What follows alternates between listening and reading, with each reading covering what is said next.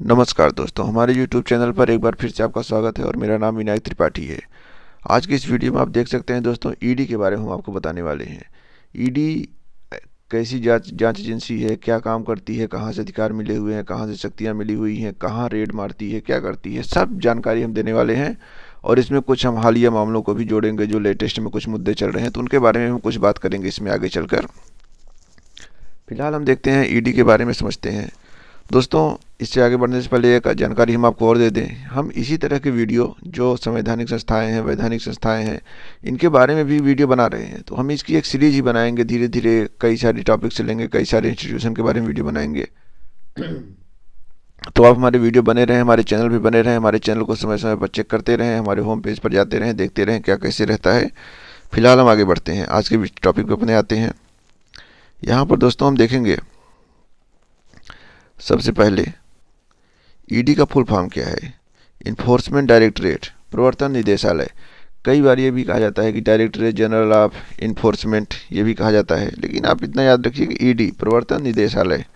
वर्तमान स्थिति पर देखते हैं। वर्तमान स्थिति क्या है कि भूतकाल में भी इसकी कुछ स्थिति रही होगी, कई बार इसके मंत्रालय बदले हैं, विभाग बदले हैं। तो ये इस समय राजस्व विभाग वित्त मंत्रालय के अंतर्गत आती है। फाइनेंस मिनिस्ट्री क्या है कि अपने देश में जैसे चलती है, वित्त मंत्रालय है, कई भी मंत्रालय होते हैं, तो वहाँ वित्त मंत्रालय के अंतर्गत आती है। जैसे कि आपको यही जानकारी नहीं पता होगी कि ईडी किस मंत्रालय के अंतर्गत आती है। आपको लगता है कि छापा मारती है तो कुछ इनकम टैक्स या फिर ऐसा कुछ आता होगा, तो नहीं, वित्त मंत्रालय के अंतर्गत आती है। अब हम आगे बढ़ के देखते हैं क्या है। यह दोस्तों एक विशेष वित्तीय जांच एजेंसी है हमारे देश की। जैसे हमारे देश में और भी जांच एजेंसी है, तो उसी तरह ये भी एक एजेंसी है, वित्तीय जांच एजेंसी है। आर्थिक मामलों में, मौद्रिक मामलों में या फिर फाइनेंशियल जो मैटर होते हैं उनको देखती है। इसका हेडक्वार्टर कहाँ है? न्यू दिल्ली में है। दोस्तों, हम वीडियोस को बहुत आराम आराम समझेंगे, धैर्य के साथ समझेंगे। आप पूरी वीडियो में बने रहें, सारी चीज़ें आपको समझ में आएगी। आज का इस वीडियो देखने के बाद आपको ईडी के बारे में सारी नॉलेज हो जाएगी, सारी जानकारी हो जाएगी। ईडी कैसे काम करती है, कहाँ काम करती है, सब कुछ, ये आप भरोसा रखिए। अब हम आगे बढ़ते हैं। यहाँ पे हम क्षेत्रीय कार्यालय के बारे में बात करते हैं कि ईडी के क्षेत्रीय कार्यालय कहाँ है। तो ये मुंबई में, मुंबई, चेन्नई, चंडीगढ़, कोलकाता और दिल्ली, इतनी जगह पर इसके कार्यालय हैं। मतलब कि इसके मुख्य कार्यालय हैं। इसके अलावा क्षेत्रीय कार्यालय हैं और उप क्षेत्रीय कार्यालय भी हैं। तो एक तरह से आप देख सकते हैं पूरे देश में ईडी फैली हुई है। इसी वजह से आप जान नहीं पाते होंगे, कोई भी नहीं जान पाता कि इसके ऊपर छापा पड़ने वाला है। ईडी का पूरा जाल, पूरा तंत्र फैला हुआ है। वो लोगों के पीछे लगी रहती है, लोगों को डिटेक्ट करती रहती है, लोगों के लेखा जोखा, लोगों के कारोबार पर ध्यान बनाए रखती है, क्योंकि इसके पूरे देश में कर्मचारी हैं। तो उसी पर जब भरोसा हो जाता है, जान जाती है, तो वो छापा मारती है। अभी हम आपको ये भी बताएंगे कि कैसे ईडी संपत्ति जब्त करती है या छापा कब मारती है। सारी चीज़ों को हम डिटेल में समझने वाले हैं इस वीडियो में। आइए आगे बढ़ते हैं। अब इसकी शक्तियों के बारे में बात करते हैं। इसकी शक्तियाँ कहाँ से मिली हैं? फेमा एक्ट और पीएमएलए एक्ट। फेमा एक्ट क्या है दोस्तों? ये फॉरेन एक्सचेंज मैनेजमेंट एक्ट है और PMLA prevention of money laundering act है, 2002 में बना। पूरा समझने वाले हैं, दोनों को अलग अलग समझेंगे, कहाँ से कितनी शक्तियाँ मिली हैं। तो सबसे पहले हम फेमा वाले एक्ट को समझते हैं। फेमा में देखेंगे कि ये 2000 से प्रभावी हुआ, 1999 में मतलब बना था। तो यहीं पे एक क्वेश्चन तो यही बन जाता है कि फेमा कब से लागू हुआ। नॉर्मली आप 1999 जानते रहते हैं फेमा बना, तो ये भी सोचेंगे कि 1999 में ही लागू हो गया, लेकिन ऐसा नहीं है। फेमा 2000 में लागू हुआ। तो एक पॉइंट ये याद करके रखिए। इसकी प्रकृति क्या है ईडी की? अर्ध न्यायिक है, क्योंकि ये जुर्माना भी लगा सकती है और मुकदमा चला सकती है। और क्या है आगे? सिविल कानून की तरह काम करता है। अब देखिए, निवेश अनुकूल माहौल बनाने के लिए विदेशी मुद्रा का प्रबंधन, ये इस दो पॉइंट को आप आराम से समझिए। इन्हीं दो पॉइंट्स में लिखा हुआ है कि ईडी किस तरह से काम करती है। दरअसल दोस्तों, जो हमारे देश में 1991 में आर्थिक उदारीकरण आया, या फिर कह सकते हैं कि हमारे देश के जो क्षेत्र थे, व्यापार थे, हमारे देश के जो निवेश थे, वो पूरी दुनिया के लिए खोल दिए गए। तो जो एफडीआई है, एफआईआई है, एफक्यूआई है, आप जानते हैं। थोड़ा एफडीआई के बारे में बता देते हैं। जो फॉरेन डायरेक्ट इन्वेस्टमेंट होता है, उसमें क्या होता है कि जब जब तक बाजार बंद रहता है, आर्थिक उदारीकरण नहीं हुआ रहता है, तब तक विदेशी कंपनियां किसी दूसरे देश में इन्वेस्ट नहीं कर पाती, जैसे हमारे देश में था। क्योंकि इसमें कुछ फ़ायदे भी हैं एफडीआई के, तो कुछ नुकसान भी हैं। जो हम एफडीआई के बारे में पढ़ाएंगे तो वहाँ डिटेल में आपको बताएंगे। फिलहाल हम थोड़ा एफडीआई के बारे में बता देते हैं। जैसे मान लीजिए कि अपने देश में वॉलमार्ट है, अमेजॉन है, या फिर जितनी कार कंपनियां हैं, कुछ उसमें से कंपनियां हैं विदेशी हैं। तो जितने भी आप देखते होंगे कि विदेशी सामान हमारे देश में मिलते हैं, या फिर उनका मैन्युफैक्चरिंग हमारे देश में होता है, या फिर उनकी कंपनी हमारे देश में लगी हुई है। तो यहाँ पर क्या होता है, जॉब तो जनरेट होती है, चीज़ें तो आती हैं। जैसे कि एक ग्रीन एफडीआई होती है, ब्राउन एफडीआई होती है। तो ये सब हम वहाँ समझ लेंगे जब पढ़ाएंगे एफडीआई को ठीक से। लेकिन यहाँ ये जानिए कि जैसे उद्योग धंधे लगेंगे तो लोगों को रोज़गार मिलेगा, चीज़ों का प्रोडक्शन बढ़ेगा, जीवन थोड़ा आसान हो जाएगा। तो एफडीआई है। तो जब एफडीआई आएगी तो जाहिर सी बात है, जब विदेशी लोग आएंगे तो उनका फॉरेन करेंसी है, जैसे भारत में रुपए चलते हैं, हम रुपए देंगे लेकिन वो डॉलर में चलते हैं, या फिर उनके यहाँ जो भी करेंसी चलती है तो वो करेंसी चलाते हैं। तो फॉरेन डायरेक्ट क्या है कि यहाँ पैसे का एक्सचेंज हो रहा है, करेंसी का एक्सचेंज हो रहा है। तो एक तरह से मान लीजिए कि करेंसी को आपस में बदला जा रहा है। तो यहीं से दिक्कत खड़ी हो जाती है, क्योंकि इसी जगह से अगर पारदर्शिता नहीं है, या फिर वो अच्छे से काम नहीं कर रहे हैं, काला धन इकट्ठा कर रहे हैं, या फिर कुछ भी गड़बड़ कर रहे हैं, हवाला का सिस्टम कर रहे हैं। थोड़ा हवाला के बारे में बता देते हैं, आपको नाम लिए हैं तो। हवाला क्या है दोस्तों कि जैसे मान लीजिए कि कोई एजेंट है, ये एजेंट के थ्रू चलती है। हर बार हवाला ये नहीं कह सकते कि गलत है, क्योंकि ये प्राचीन समय से चलता आ रहा है, लेकिन इसका यूज गलत तरीके से होने लगा है। हवाला में आप देखेंगे कि जैसे मान लीजिए कोई आदमी है, अपना एजेंट फैलाए हुए है, पूरी दुनिया में उसके एजेंट हैं, हर देश में एजेंट हैं। तो क्या होता है कि उसका हर जगह एजेंट है, तो हर जगह पैसा भी रहता है। तो जैसे मान लीजिए किसी ने उसके एजेंट को 2,000 रुपये दिया, या फिर कह लीजिए कि 2 करोड़ रुपये दिया, और उसने बोला कि हमारे इस आदमी को किसी दूसरे देश में, दुनिया किसी दूसरे देश में इसी 2 करोड़ के बराबर पैसा दे दीजिए, डॉलर में दे दीजिए। अब हमारे यहाँ रुपया भी कमज़ोर है, डॉलर में तो मान लीजिए कुछ कम आएगा, लेकिन उसको दे दीजिए। तो उस आदमी की, जो आदमी पूरे देश पूरी दुनिया में फैले हुए हैं, तो उन सब के पास पैसा है। तो यहाँ से वही आदमी रुपया लिया और अपने एजेंट के थ्रू, और जो दूसरा एजेंट है उसको फ़ोन कर दिया या फिर मेल भेज दिया, कुछ कर दिया कि आप इस आदमी को 2 करोड़ रुपए के बराबर डॉलर में दे दीजिए पैसा। तो देखिए पैसे का ट्रांसफ़र भी नहीं हुआ, पैसा मूव भी नहीं किया, लेकिन एक तरह से पैसे का करेंसी चेंज हो गया। तो ये माना जाता है। तो यहाँ पे देखेंगे दोस्तों, निवेश के अनुकूल माहौल बनाने के लिए, एफडीआई के लाने के लिए, या फिर जो इन्वेस्टमेंट है उनको लाने के लिए आर्थिक उदारीकरण किया गया। अब इनमें जो डिस्टॉर्शन पैदा होगा, जो दिक्कतें आएगी, उसको ईडी देखेगी कि कहाँ पैसा खराब हो रहा है, कहाँ लोग यहाँ से पैसा कमा के जा रहे हैं तो विदेश में क्या कर रहे हैं, या फिर यहाँ के काले धन को इकट्ठा करके विदेश में कैसे संपत्ति कर रहे हैं। अब क्या है कि संपत्ति जब्त भी कर सकती है ईडी, विदेश में भी जब्त कर सकती है। ऐसा नहीं है कि आप यहाँ से लेके भाग जाएंगे तो विदेश में बच जाएंगे, ऐसा नहीं है। वहाँ के प्राधिकारियों के साथ मिलकर ईडी वहाँ से भी संपत्ति जब्त कर सकती है। आगे समझते हैं दोस्तों। आगे अब दूसरा एक्ट क्या है जहाँ से ईडी को शक्ति मिली है, PMLA act, prevention of money laundering act 2002। इसमें क्या है, काले धन को सफ़ेद करना। दरअसल जो मनी लॉन्ड्रिंग है इसका नाम है धन शोधन। हिंदी धन शोधन का मतलब कि धन का शुद्धिकरण हो गया, कि ब्लैक मनी थी तो वाइट मनी हुई, काला धन से सफ़ेद धन हो गया। अब ये सफ़ेद धन होने के बहुत सारे प्रोसेस हैं, जैसे लोग रियल इस्टेट में इन्वेस्ट करते हैं, या फिर चैरिटेबल ट्रस्ट में। बहुत सारे तरीके हैं कि लोग पैसे को घुमा घुमा के दूसरी तरफ से ले आते हैं। कई बार कुछ फेक कंपनियां चलती रहती हैं, फेक कोचिंग इंस्टीट्यूट ये सब चलते रहते हैं, जहाँ पर पैसे स्टूडेंट नहीं रहते हैं, स्कूल चलती रहती हैं, स्टूडेंट नहीं है लेकिन नाम लिखे रहते हैं। तो इधर से पैसा घुमा के उधर से पैसा ले आया जाता है, तो ब्लैक मनी को वाइट किया जाता है। इसी तरह बहुत सारे तरीके हैं। तो काले धन को सफ़ेद करने वालों के लिए भी ईडी ही पकड़ती है। आज आप देखेंगे कि आपके जीवन में बहुत सारे आप केस देखते हो, लेकिन आप जानते नहीं होंगे कि इस पर छापा कौन मारता है। आप जान जाएंगे ईडी ही है इन सब के पीछे, जो छापा मारती है, रेड डालती है। ये सब क्या कैसे है, ये भी है कि इनकम टैक्स वाले भी रेड मारते हैं। अभी आगे समझाएंगे कैसे होती है, मतलब प्रक्रिया क्या है इसकी। अब क्या है कि जो पीएमएलए एक्ट है दोस्तों, यहाँ पे आपराधिक कानून, अभी जो हम बताए थे फेमा, वहाँ पे एक तरह से मान लीजिए सिविल कानून था। जैसे कि सिविल कानून क्या होता है, पैसे के लेन देन से होता है, जुर्माना होता है। नॉर्मली यहाँ जेल का सिस्टम नहीं होता है, आर्थिक दंड लगाया जाता है सिविल वाले में। आपराधिक वाले में आपको जेल भी हो सकती है, सजा भी हो सकती है, कई सारी चीज़ें हो सकती हैं। अब यहाँ देखिए इतने जो पॉइंट लिखे हुए हैं, ये ईडी को कितना शक्तिशाली बना देंगे आप समझ सकते हैं। इन पॉइंट्स में क्या है, ईडी आपको गिरफ्तार कर सकती है, जुर्माना लगा सकती है, संपत्ति जब्त कर सकती है, यहाँ तक कि बिना एफआईआर के, बिना चार्जशीट के आपको गिरफ्तार कर सकते हैं, बिना वारंट के गिरफ्तार कर सकती है। आप समझ रहे हैं कितनी मजबूती मिल गई है, कितनी शक्ति मिल गई है। पहले ऐसा नहीं था, पहले था कि एफआईआर होना चाहिए, प्रॉपर चार्जशीट होनी चाहिए, वारंट होना चाहिए, तब जाके कहीं ये ईडी पूछताछ कर पाती थी, किसी की संपत्ति जब्त कर पाती थी, किसी को गिरफ्तार कर पाती थी। लेकिन इसमें संशोधन किया गया और भयंकर छूट दी गई, क्योंकि कई बार होता है चार्जशीट दायर करने में, दाखिल करने में बहुत टाइम लग जाता है। तब तक जो दोषी होता है अपना जुगाड़ करके निकल जाता है, पैसा लगा के निकल जाता है, तो बच जाते थे कई बार अपराधी। तो इसमें काफ़ी ज़्यादा इसको छूट दी गई। और यहाँ इस एक्ट में सुधार करके ये भी कहा गया कि मनी लॉन्ड्रिंग खुद एक अपराध है। पहले मनी लॉन्ड्रिंग को अपराध की श्रेणी में नहीं रखा गया था। मतलब जब लोग दूसरे काम करते थे उसमें जो पैसे का हेर फेर होता था, उस अपराध के थ्रू मनी लॉन्ड्रिंग को रखा गया था, फिर उसके हिसाब से केस चलता था। लेकिन अभी क्या हो गया कि मनी लॉन्ड्रिंग को खुद एक अपराध की श्रेणी में रखा गया।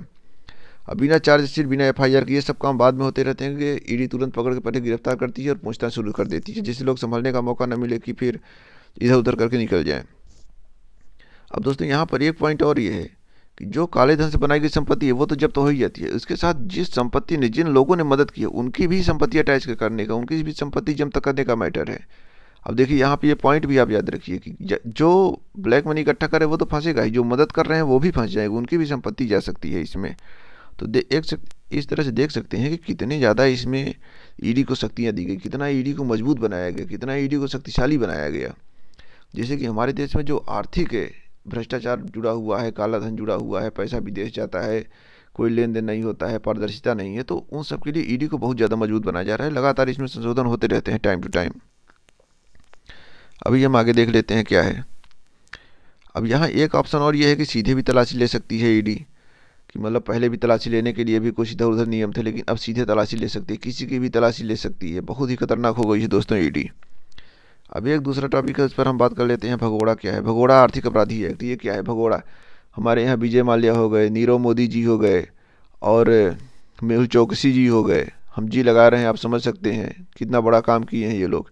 पैसा इकट्ठा किए, यहाँ से पैसा कर्ज लिए या फिर उधार लिए बैंकों से और भाग गए, फिर इनको भगोड़ा घोषित करना पड़ा। वो पीएमएलए एक्ट के तहत वो पूरा प्रोसेस है, उसके तहत कोड बनाई जाती है कैसे किसको भगोड़ा घोषित किया जाता है। जब हम पीएमएलए एक्ट या फिर उसको डिटेल में पढ़ाएंगे। अभी तो हम सिर्फ ये बता रहे हैं कि ईडी को कहाँ कहाँ से शक्तियाँ मिली हैं। एक्ट में तो बहुत सारी बातें लिखी हुई हैं, तो जब हम उसको पढ़ाएंगे, ठीक से पढ़ाएंगे, या फिर इसी एक्ट को बताएंगे कि भगोड़ा आर्थिक अपराधी एक्ट क्या बना है, कैसे बना है, तो इसमें भी हम आपको बताएंगे कि भगोड़ा कैसे निर्धारित होता है, क्या कैसे होता है। फिलहाल हम आगे देखते हैं। इसमें क्या होता है दोस्तों, जो देश से भागे हुए लोग हैं उनकी संपत्ति को अटैच करने का, उनको पकड़ने का, ये सब जिम्मा ईडी का है। पीएमएलए एक्ट में कहा गया कि ईडी 2005 में कहा गया। अभी आगे देखेंगे कि ईडी ही देखेगी क्या कैसे होता है। तो आप समझ सकते हैं कि कितना ज़्यादा इसमें ईडी को छूट मिल चुकी है अब तक में, कितनी शक्तियाँ कहाँ कहाँ से मिली हैं। अब थोड़ा ईडी की हम हिस्ट्री के बारे में समझ लेते हैं कि ईडी की शुरुआत कैसे हुई, कब ईडी बनी। इतना करने से पहले एक चीज़ हम आपको और बता देंगे, हम सीबीआई के बारे में भी एक वीडियो बनाए, कंप्लीट वीडियो बनाया है। तो आप उसकी भी प्लेलिस्ट में, हमारे प्लेलिस्ट में जाके, हमारे चैनल के होम पेज में जाके चेकआउट कर सकते हैं। वहाँ से सीबीआई के भी बारे में पूरी जानकारी इकट्ठा कर सकते हैं। हम आई बटन में भी लिंक दे देंगे, वहाँ से भी आप सीबीआई के बारे में अच्छी तरह जान सकते हैं। दोस्तों हमारे देश में सीबीआई हो गई और ये ईडी हो गई, इधर एनआईए हो गया, रा हो गया, तो ये सब ऐसी एजेंसियां जिनके बारे में आपको जानना चाहिए, जो देश स्तर पे काम करती हैं, इंटरनेशनल स्तर पे काम करती हैं, तो उसके बारे में आपको जानना चाहिए। तो हम सीबीआई के बारे में वीडियो बनाए हैं, आप उसको भी जाके देख सकते हैं। समझते हैं दोस्तों इसकी हिस्ट्री क्या है। दरअसल जब हमारा देश स्वतंत्र हुआ तो ये हुआ कि वित्तीय नियमन तो जरूरी था, क्योंकि कुछ न कुछ व्यापार तो देश विदेश से होता ही था। तो उसी व्यापार के लिए फेरा एक्ट बनाया गया 1947 में, आर्थिक अपराधों को रोकने के लिए, या फिर जो इधर उधर काम होते थे। तो फिर इसी क्रम में 1956 में आर्थिक कार्य विभाग क्या है, ये वित्त मंत्रालय के अंतर्गत आता है। तो 1956 में ईडी की स्थापना की गई। तब उसका नाम था ईडी, मतलब तब उसका नाम प्रवर्तन इकाई था। और ईडी, इन्फोर्समेंट डायरेक्टरेट, ये सब जो नाम रखा गया, प्रवर्तन निदेशालय, ये 1957 में रखा गया। और 1960 में राजस्व विभाग के अंतर्गत रखा गया। पहले ये ईडी आर्थिक कार्य विभाग वित्त मंत्रालय के अंतर्गत काम करती थी, फिर ये ईडी राजस्व विभाग वित्त मंत्रालय के अंतर्गत लाया गया। तो आपको ये 3 पॉइंट्स बहुत याद रखने हैं, परीक्षा में बहुत पूछे जाते हैं। तो हम इसको यहाँ अच्छे समझा दिए हैं, आप इसको याद रखिएगा, नोट कर लीजिएगा, स्क्रीनशॉट ले लीजिए, कुछ भी करके याद रखिएगा। आगे बढ़ते हैं दोस्तों। 2005 में पीएमएलए एक्ट को प्रवर्तित करने के लिए ईडी को प्राधिकार दिया गया। अभी आपको ऊपर हम बता ही दिए। इसके निदेशक की नियुक्ति कैसे होती है ईडी की? सीवीसी, ये क्या है? सेंट्रल विजिलेंस कमीशन एक्ट है, इसके तहत निदेशक की नियुक्ति की जाती है। प्रावधान है कि कैसे ईडी का क्या कैसे होगा। अभी इसमें हम एक लेटेस्ट केस बता दें आपको।